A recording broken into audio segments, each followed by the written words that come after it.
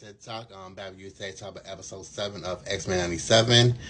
Things are getting really good and really deep, but let's get right into it. I have a lot of thoughts. I'm going to try to not make them long. I'll try to get right to the point.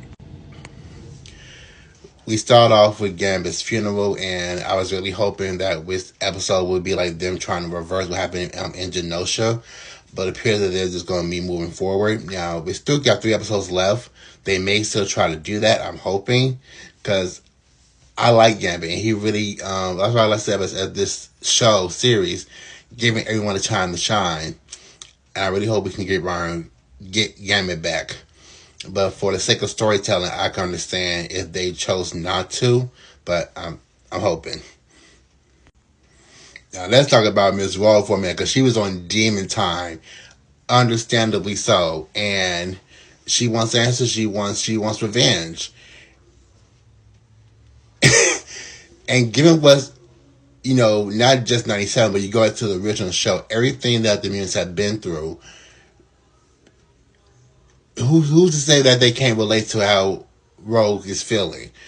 But she went to that facility strong enough to hold the Hulk, yet she tore it down. And the move she was doing while fighting the soldiers and the machines was reminiscent of her role, her character in the Marvel vs. Street Fighter Capcom games back in the 90s. The role, the kick, absolutely amazing. But she was definitely on Demon Time. And one more thing I want to talk about Ferraro. We also get a cameo from Captain America. And now this is in the 90s. And one thing I wanted to also mention is the politics. That's why it made absolutely no sense when people were talking about X-Men became woke. They've always been woke. And I really think we're gearing up for an X-Men versus Avengers probably in season 2. Not just based on this interaction, but what we've been seeing. I feel like we've been seeing seeds laid out from episode from the jump.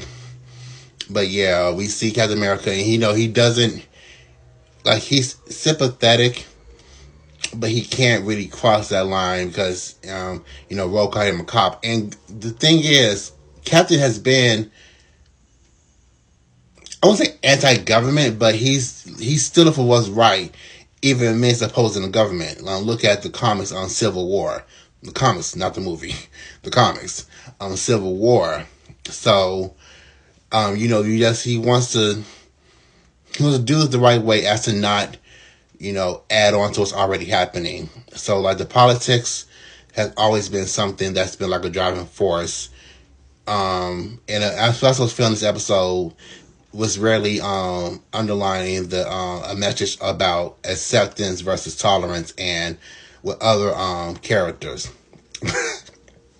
But she said, "Oh, you're not on our side? Fine, go fetch." And toss that shield who knows where.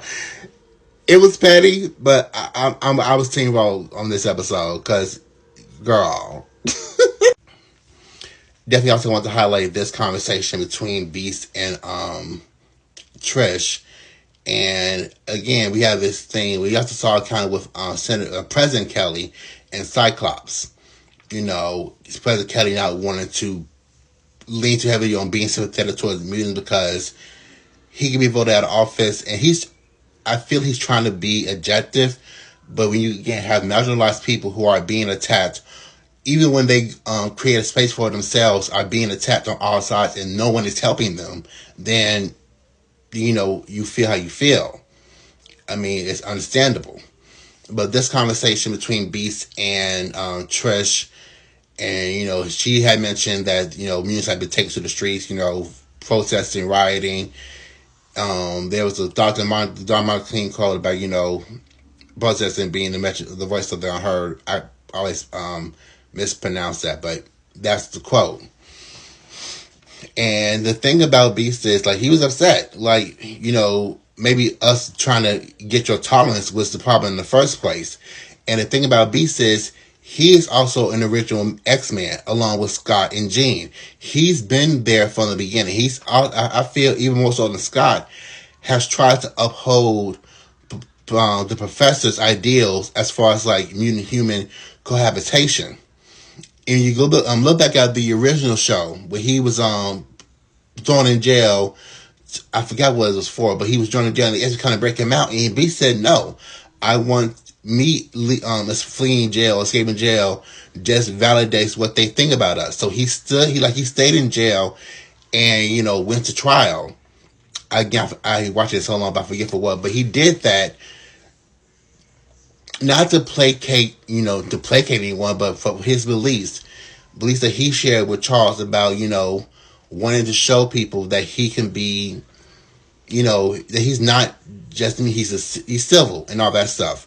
So for him to have this conversation with Trish and bring that up, again, we see it with Beast, we see it with Raw, we see it with Cyclops, them kind of coming along the lines of them leaning towards them agreeing with what Magneto has said about, humans and whether or not it can work or not.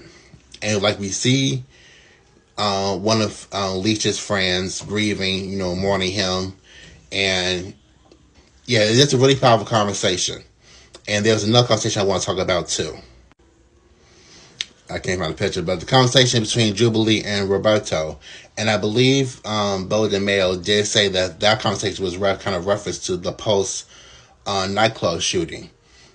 We see Jubilee trying to persuade Roberto, I'm saying, persuade him to, tell the truth about his parents. Like, what if we had been here? He's apprehensive because he says, what if, look what happens when we shove their faces into it.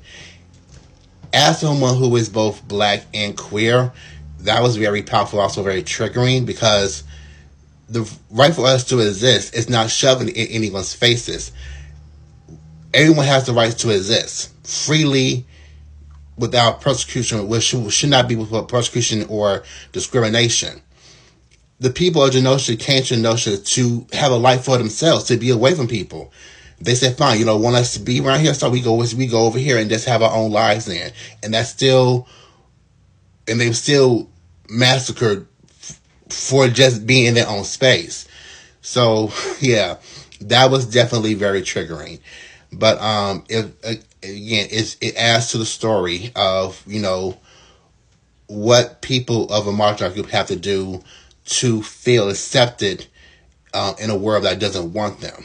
So the writing on the show has been absolutely amazing, completely. I'm trying to wrap this up. I also definitely want to talk about this part 2 when we finally get to see Kurt and Rogue kind of like interact as brother and sister. Them acknowledging it was definitely wonderful. And Kurt really being a supportive brother. I love Nightcrawler so much. I'm so happy he's a part of the X-Men. But we see Rogue finally have a moment to just grieve everything that she's been through, everything that she's lost.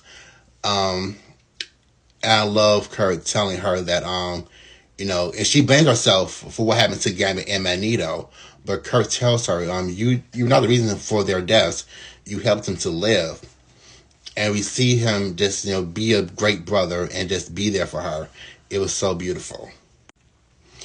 I also want to talk about my girl Jean, getting active, no fainting, going toe-to-toe with the Sentinel, Trask, Human Sentinel.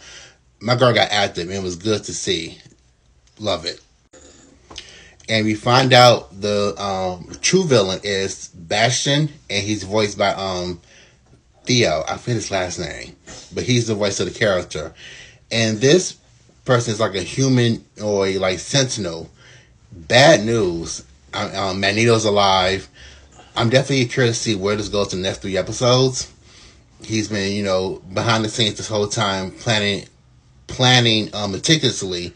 So I'm definitely excited for what happens next. But that's my video. We got 3 episodes left. I am absolutely not sure I'm ready for it. But thank you all for watching my video. See you next week. Bye.